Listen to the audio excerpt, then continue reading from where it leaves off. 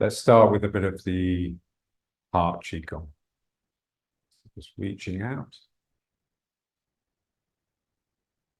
bringing the room into the heart, and then really straightening the spine to squeeze the energy up out of the head and then let it fall.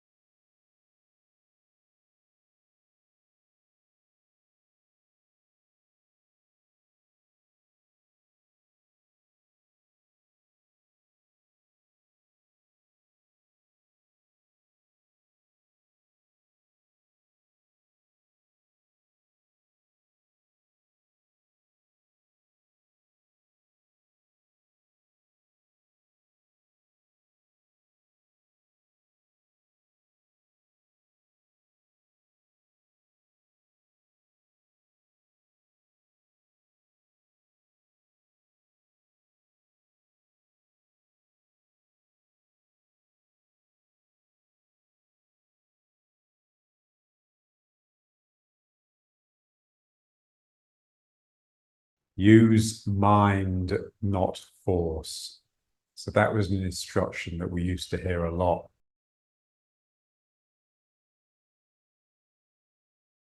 Or the way John would often express it was use energy, not force. But really, energy and mind are the same thing. It was an instruction that I just didn't understand at all, because the way I had been trained to use my mind was to think and to rationalize. And so my idea of using my mind to do a movement was to use my rational mind to give my body an order, which the body then obeyed. And it's not that at all. It's more like you're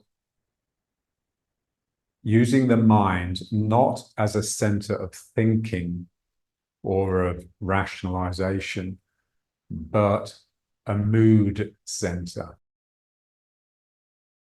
So if I want my hands to come up like this and then come into my heart,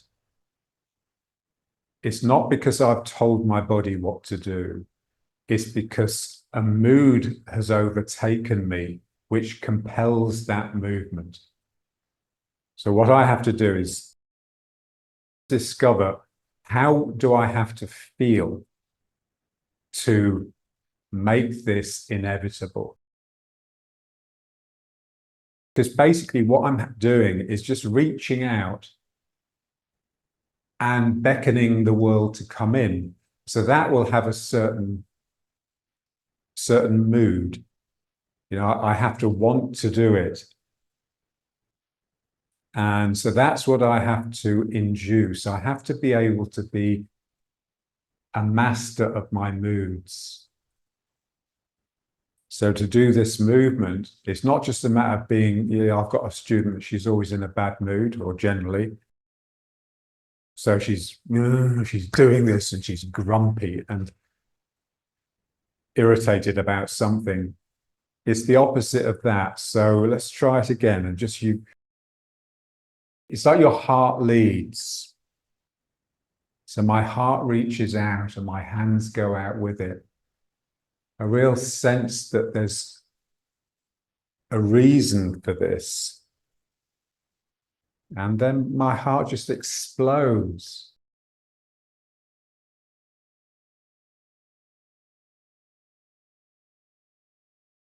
And then it just comes back to neutral. And then again, I reach out. So my heart opens, my heart swells, and then I bring it in. And again, what sort of mood do I need to bring that energy in? It's quite easy to feel, okay, I just need to be really sort of optimistic and willing to get my arms to go out. But to actually bring them in, something in me has to curl up in order to draw these arms in, the hands in towards the heart. And then here's like an explosion. Something explodes up my spine, out of the top of my head. And then there's this gentle rain that drifts down.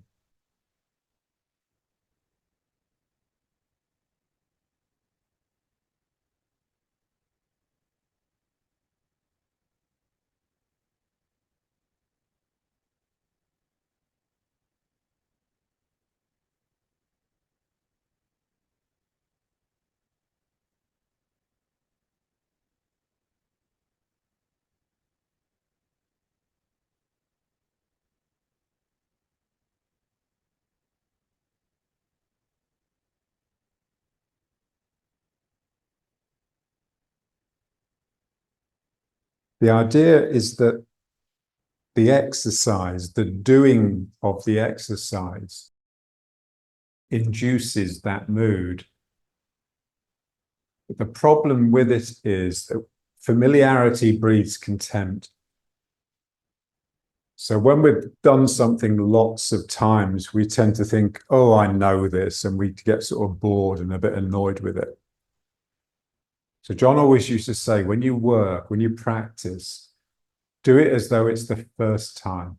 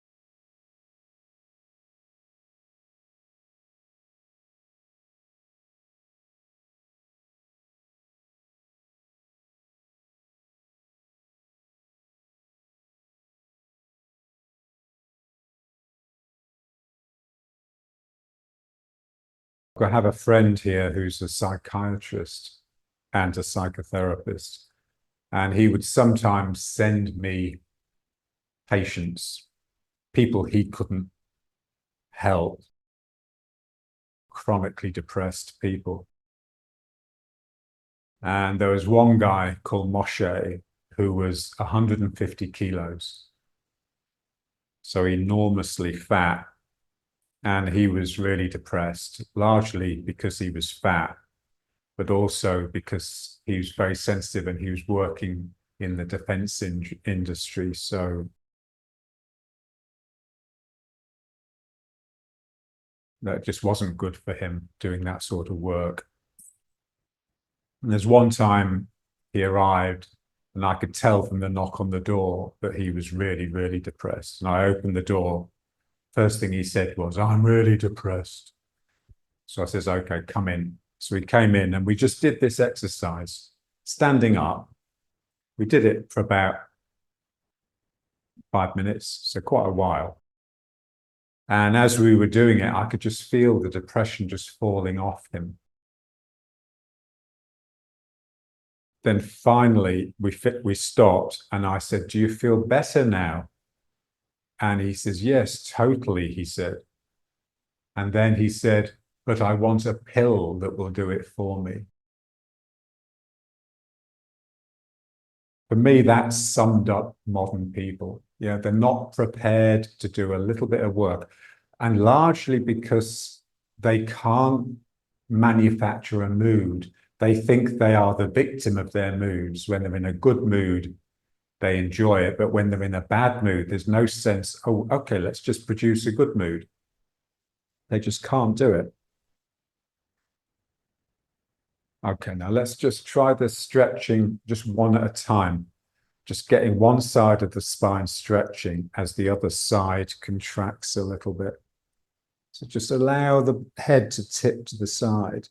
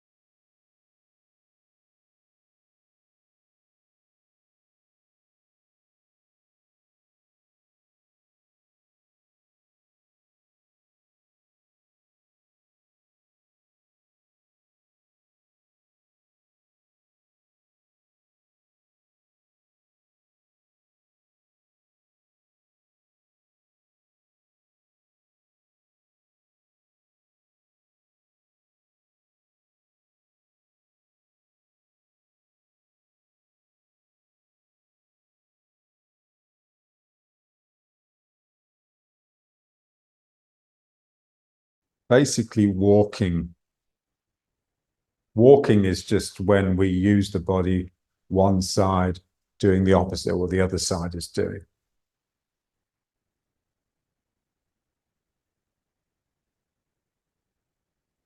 This is how we use the body to move around.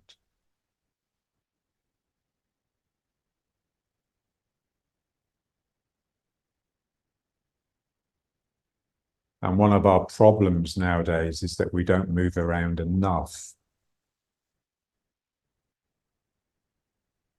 So one side of my body is really sort of optimistic and reaching up, but the other side is sad and drooping. And then it switches. So I always contain both moods. So there's always the possibility of change.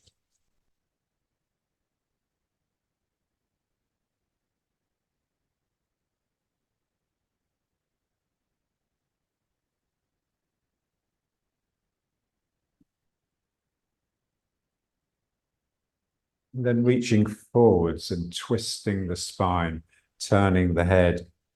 pretty much as far as you can so that you're looking behind yourself almost.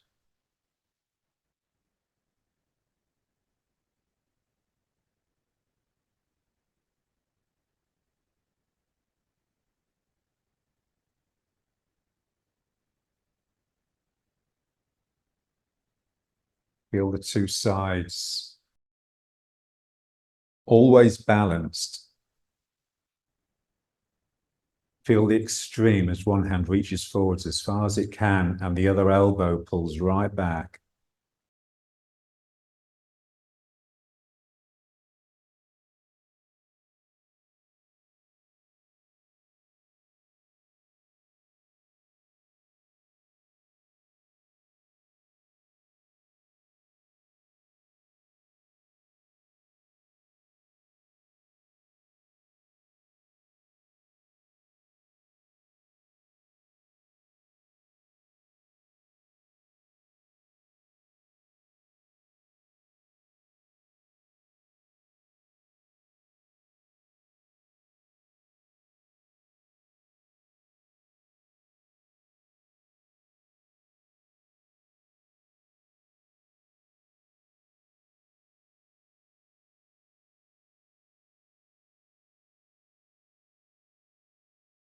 And then just back.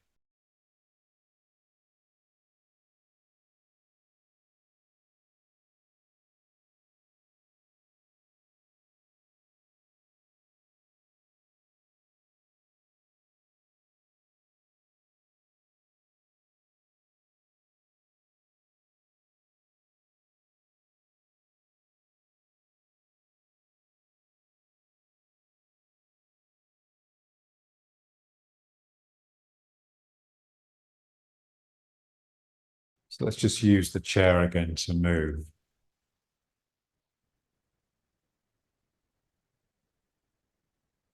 Move my body from leg to leg with the arms. So I'm pushing the chair one way to make my body move the other.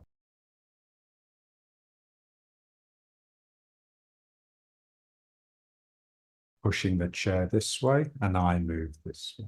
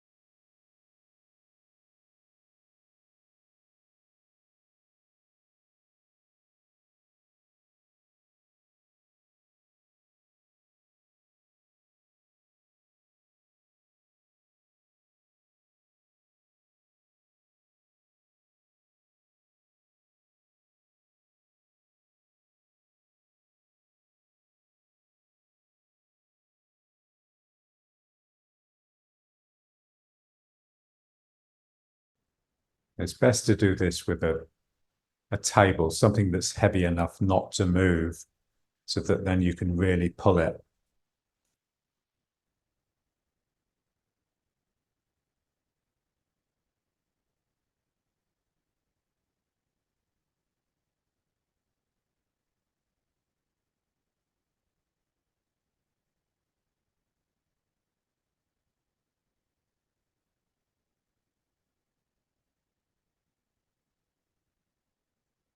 And then up and down.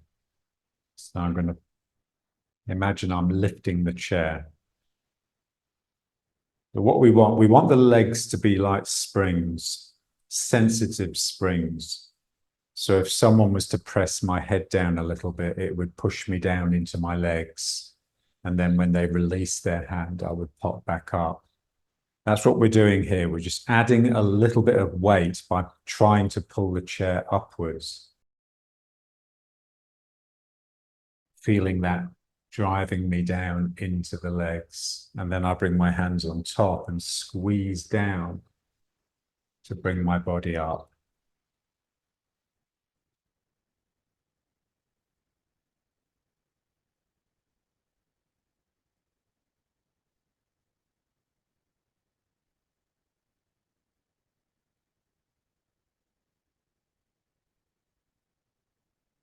One of the advantages of the chair being light is that we can't use force.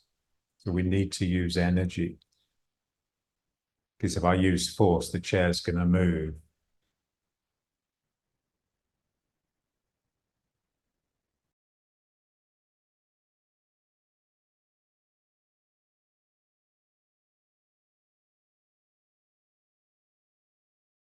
Pulling the chair up and just pause long enough to feel the down that's the consequence of the pulling up.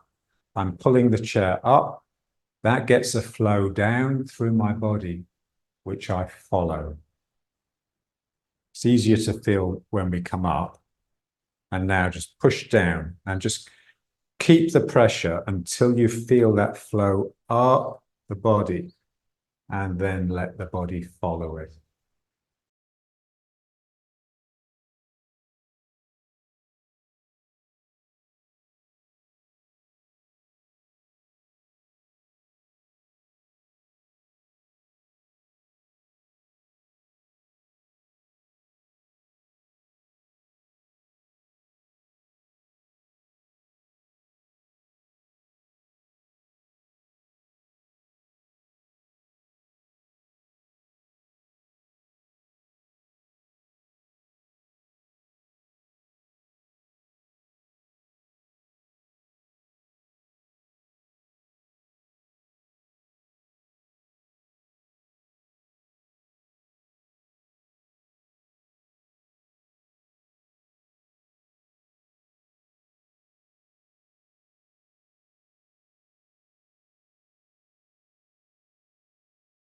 And now just bring the feet up.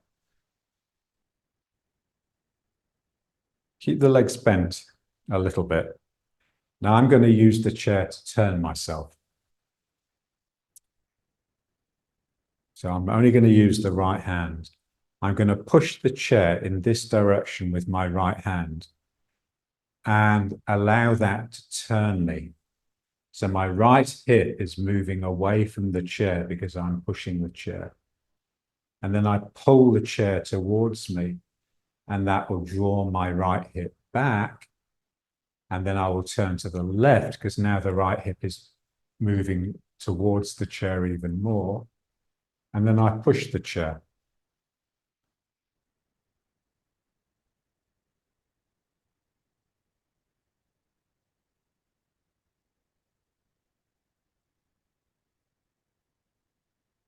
This is more difficult.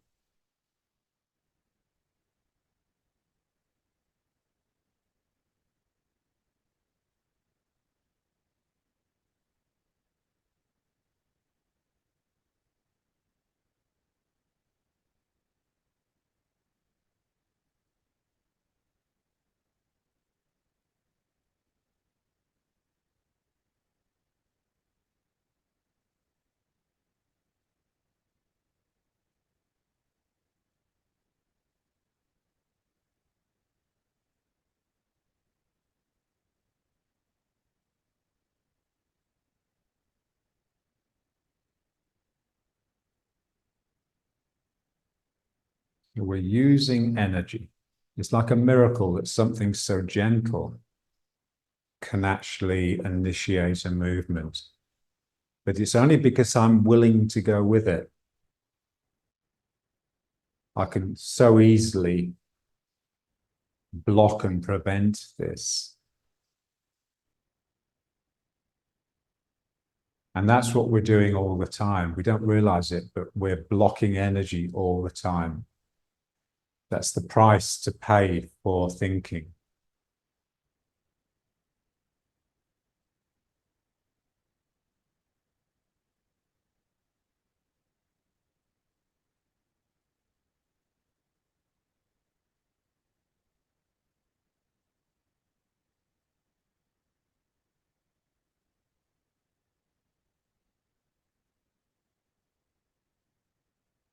And then back to the front, and then use the other hand. Same thing. I push the chair to move my left hip backwards.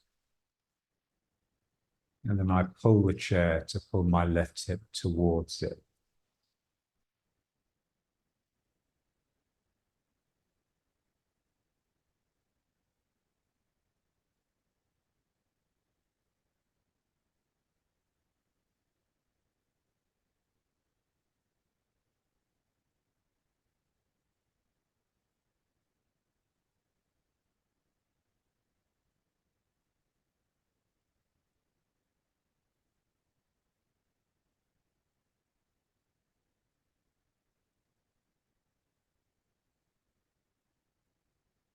Feel that relaxation in the legs that you need to allow this to happen. So it's really difficult to get this turn and to keep the plane of the hips level. So the two legs are having to make these little adjustments all the way through. And they're making different little adjustments to each other, which is, so I can no longer think of myself as just one thing.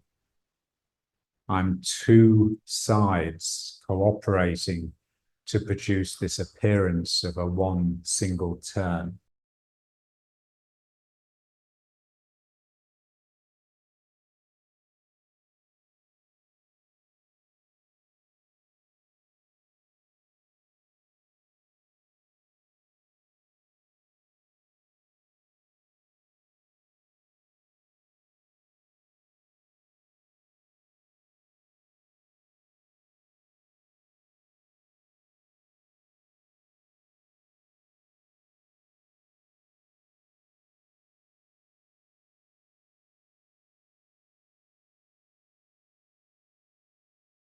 And now back to the front. Now, since we have the support of the chair, let's use it a little bit. Come onto the toes, so really lift your heels off the ground. So you're right on the front of your foot. Try and keep everything relaxed. And then just settle back into the foot and lift the toes. So now I'm really digging my heels down. And I'm off the toes, and then rock back onto the front of the foot. Bring the heels up as high as you can. Really feel the calf muscles bunching to pull the heels up. And then rocking back onto the foot slowly, so it requires control, and then bring the toes up. And then again, heels come up. Now, as your heels come up, try and keep your sacrum relaxing down, because the heels coming up will tend to push your sacrum up and out. So I then have to make an adjustment and just drop down with the sacrum as the heels are coming up. And then I put the feet down. If it helps, you can put one down at a time, if it helps you keep better control. And then lift up the toes.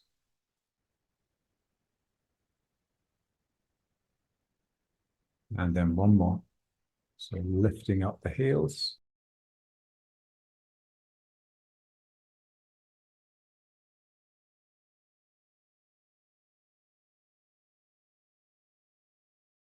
and down with the feet and toes coming up.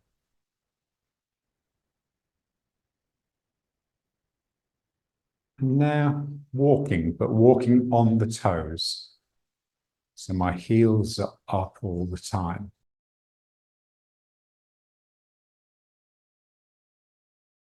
Like you're walking on tiptoes just in order to be quiet. So it brings the spirit up.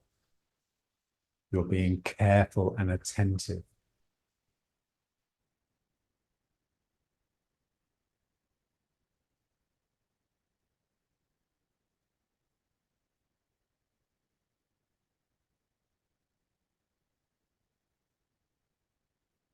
It's similar to the exercise we do when we just alternate the heels coming up. A sense that I'm lifting the foot in order to sink. So as I lift one foot, it actually allows me to sink into the other leg and get underneath the foot that's coming up.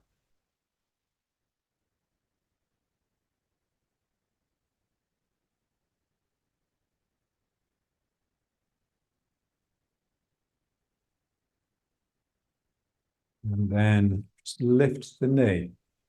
Lift one knee as high as you can. So you've got the support of the chair, so you can bring it up. And then the other one. So you have to bend the supporting leg a little bit to get the knee high.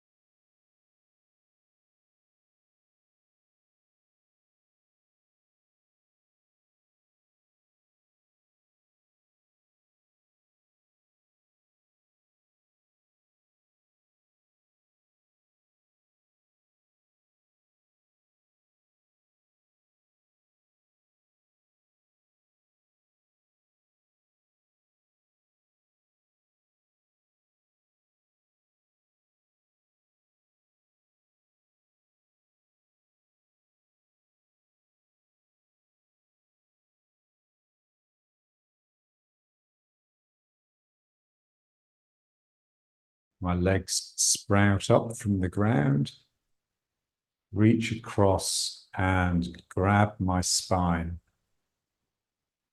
at my Ming Men, so that the sacrum can hang freely from that point.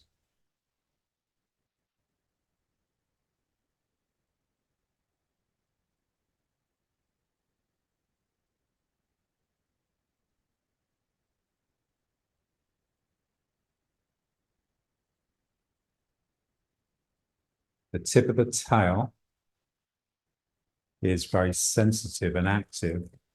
In one sense, it's the plumb on the end of the plumb line, so a heaviness that's pulling down. In another sense, it's a real activity that's wriggling around, without which I would have no spirit. So the spirit that expresses in the head and the eyes and the correct use of the mind actually comes from the tail.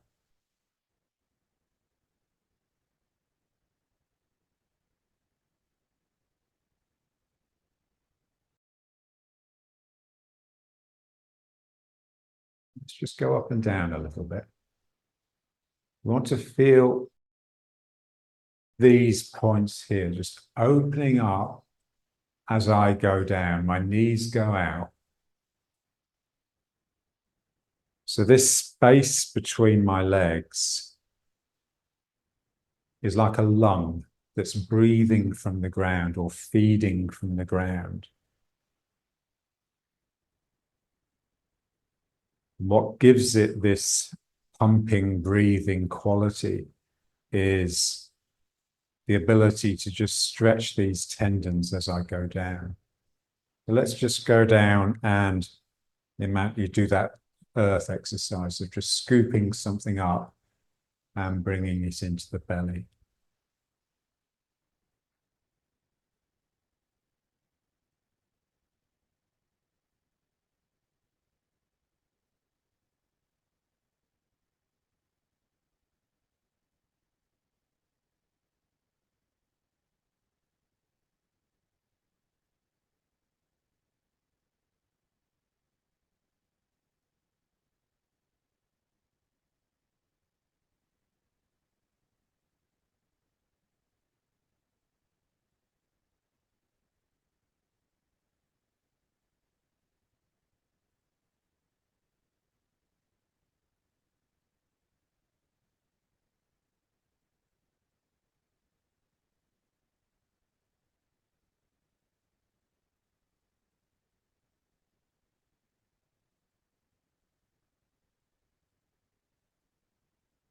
Again, if you can, use mind, not force. So feel the mood.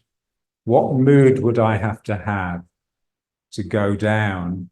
Not in a sense of deflating and wilting and drooping, but in the sense of going down in order to lift something that's really heavy. Like, you'd really mean it. You'd be determined, and you'd have to open your legs without losing strength in them. And you'd have to get your arms around this heavy object. And then you just straighten the legs slowly. So we've got to see it and feel it.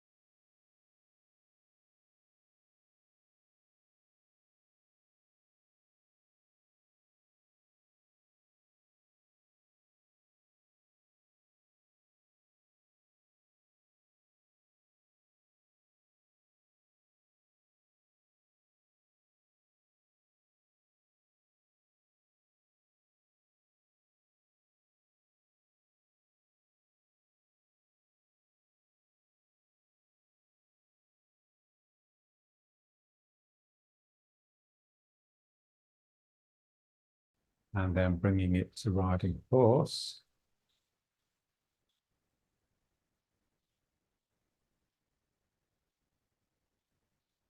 And then the sky. Just reaching up. And bringing some down into the heart. Again, I have to feel it. I really want my heart to open to invite the sky down into it.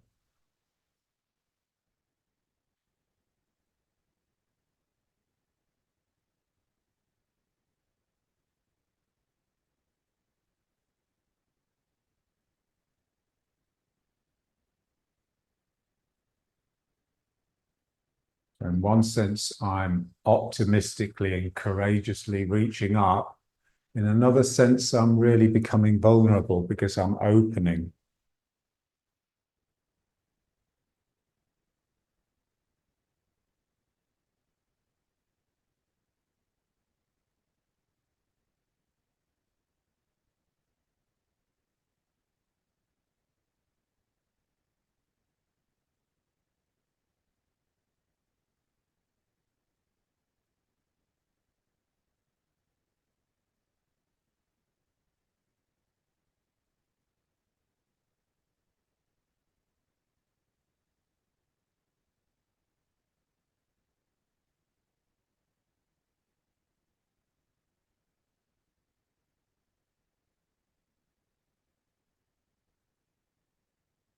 And then putting the two together. So I've just reached up, brought the sky down, and now I reach down and bring the earth up.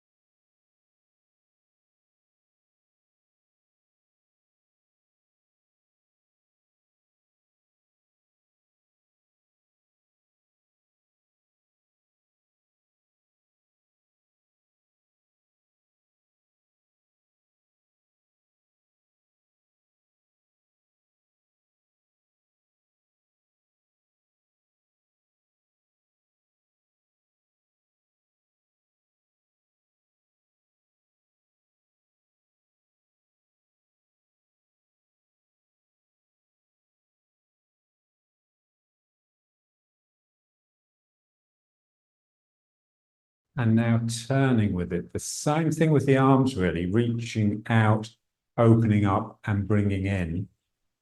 But now instead of up and down, it's on the turn, so left and right.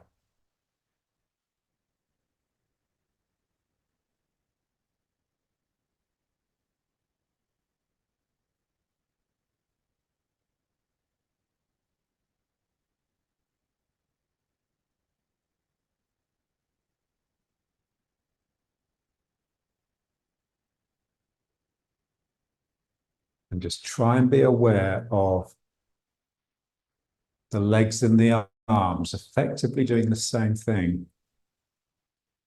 So as I turn away from the front, my arms are moving away from each other. My hands are moving out. My feet are trying to do the same thing. My 2 feet are trying to push away from each other. And then my 2 feet pull towards each other. And that brings me back to the front and the hands come in. Now the 2 feet pushing away, hands go out, and then the 2 feet pulling together, hands coming in. But to start with, we get it in the arms and then try and notice it in the legs. But eventually we want the action of the legs and feet to be responsible for what's happening in the arms.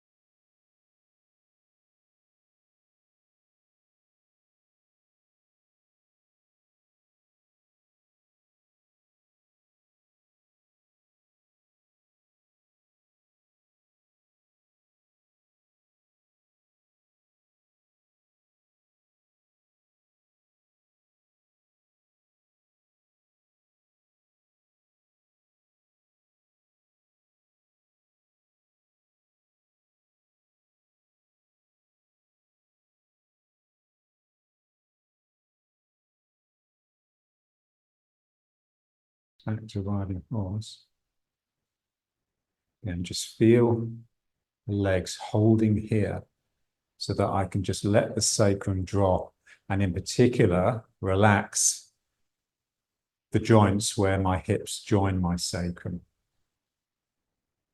my sacroiliacs.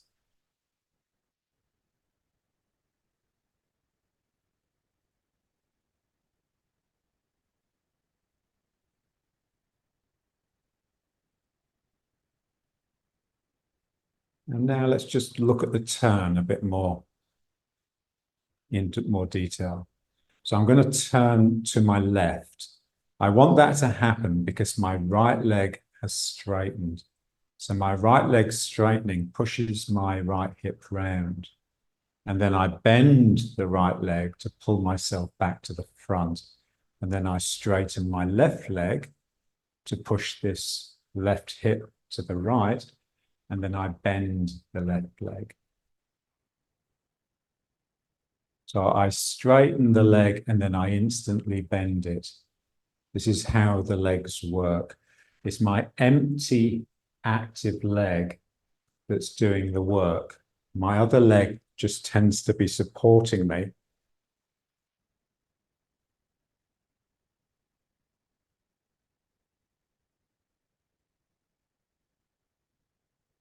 So feel it in the arm and then feel it in the leg. And just notice the arm. As the arm moves, the hand twists like this. And then when it turns back, it twists the other way. The same thing is happening in the leg. It's just more difficult to feel. A sense that your leg is twisting as it works.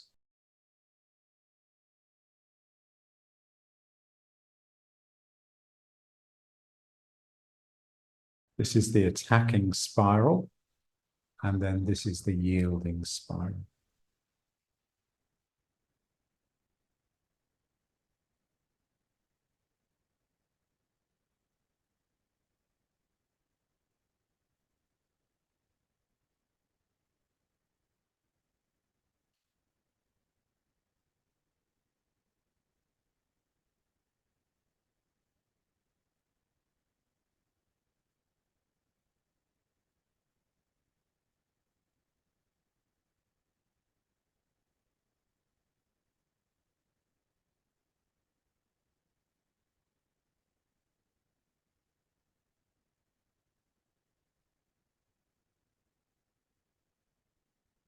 This is the line through my body from my foot up to here, stretching, it's lengthening.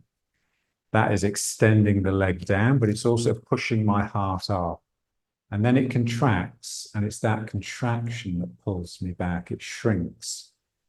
Here it expands, and then it contracts.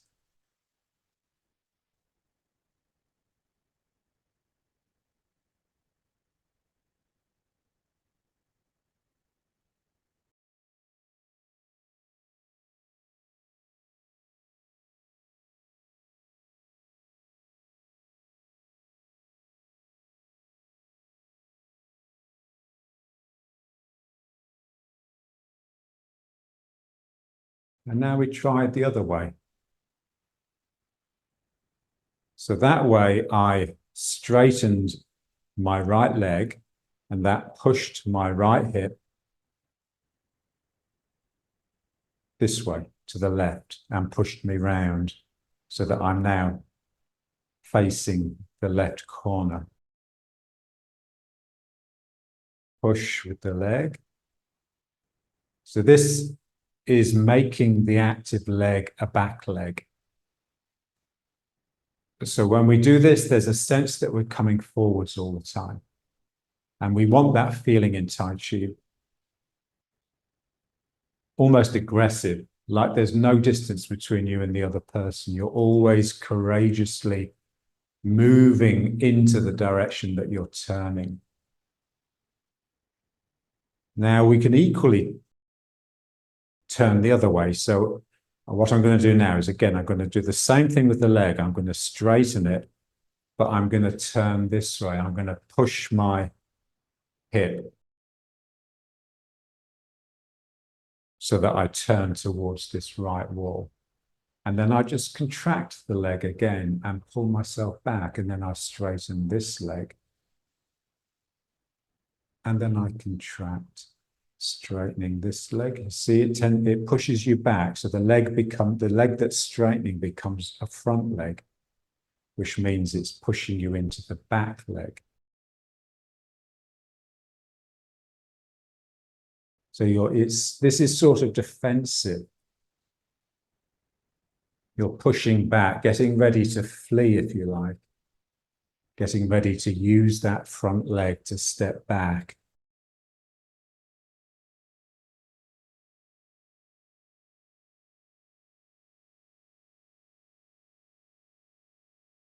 And allow yourself to lean with it. If you're upright like this, then you'll tend to topple backwards. So as I push back like that, there's a sense of leaning forwards. So we allow that. Like I'm moving into the back leg, but my left hand wants to really stretch forward. So I need to lean a little bit. You can also think of it in terms of if someone was leaning on your hand, then you have to somehow angle their weight down into your leg without it toppling you back like this. So you have this sense of leaning, sinking into my back leg, but I'm leaning forwards.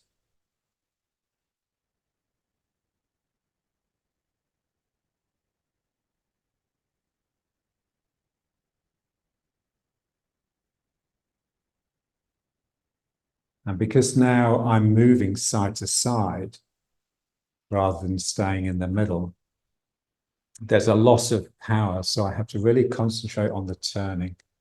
I'm turning around an axis. That axis happens to be moving, but I'm not really concerned with that.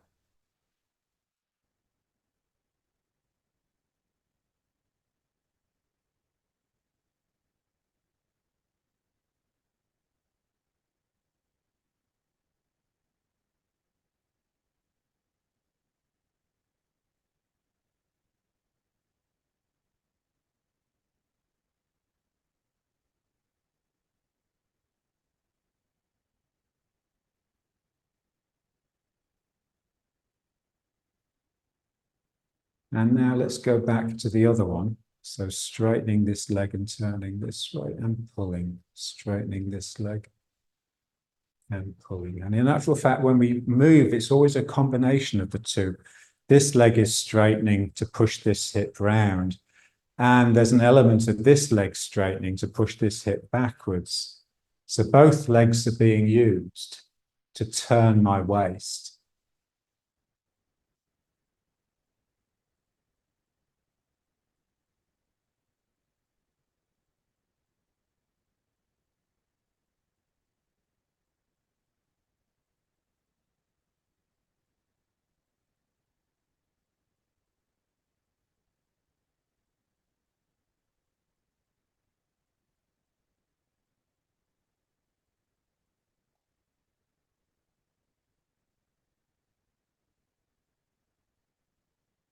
Oh, push. Let's just try the right leg.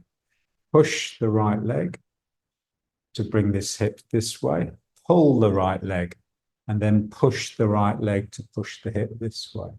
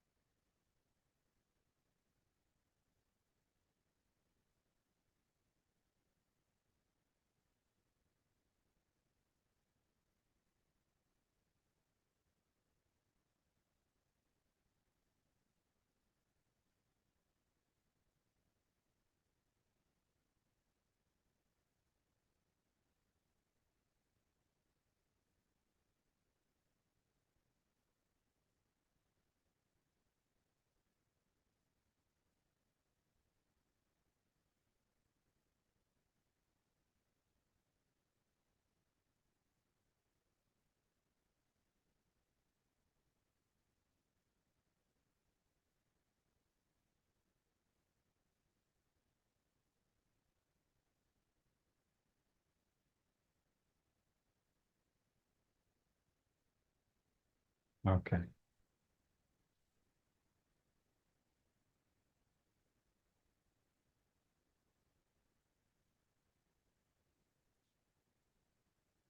So we have to distinguish between the skeleton, our structural aspect.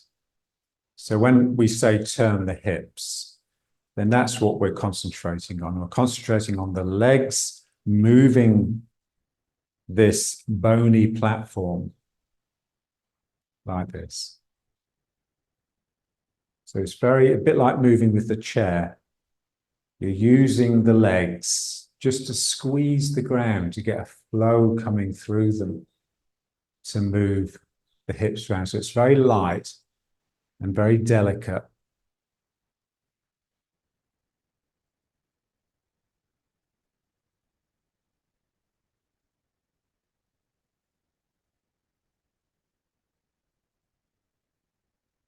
On top of my bony structure, I have these muscles and tendons. So when we use force, basically what we're doing is contracting a muscle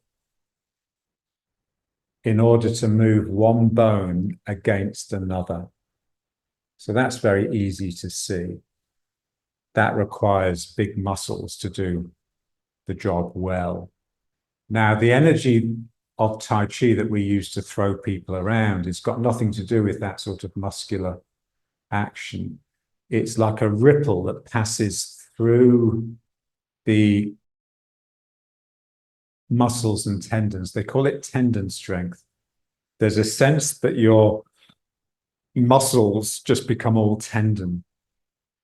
So from one end of the muscle to the other, from one tendon to the other, it's just like a stretchy piece of elastic. And I want all of that whole system to be toned and a little bit tight. And then energy can ripple through it. And the way we get the energy rippling through is to remain sunk and just flick the waist. The waist just flicks. And that will, it gets like a shudder that comes through the body. And that is the waist. So there's a sense that there's this line of muscle and tendon that comes up from this leg. And there's another line that comes up from this leg. And as they both come through this, my core, they sort of wrap around each other and produce the waist. So when I use my waist, I'm actually using this tendon strength. I'm sucking from the ground with my feet. I'm not using muscle in order to push the ground in order to make a movement. It's much more this sense of the two things interacting.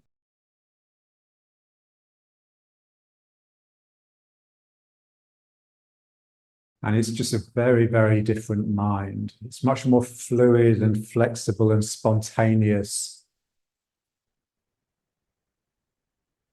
and instinctive.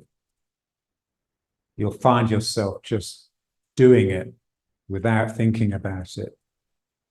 John always used to say, if you get into a fight, just pray that you don't have time to think. Because if you do, you'll mess it up.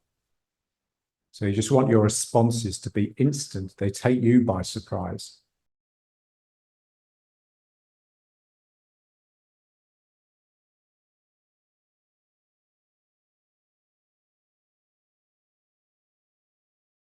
So I am not a self. I'm not this independent, self-contained entity. I'm the shimmer between these two sides, between these two legs. And that's the waist. Okay, let's bring it up. And now just a little bit of this one.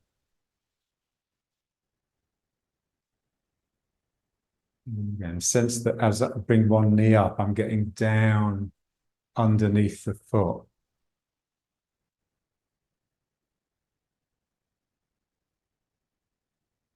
So we want this movement to to suck us down into the legs rather than push us out, which is what it tends to do. And it's difficult. Sometimes you get it, sometimes you don't.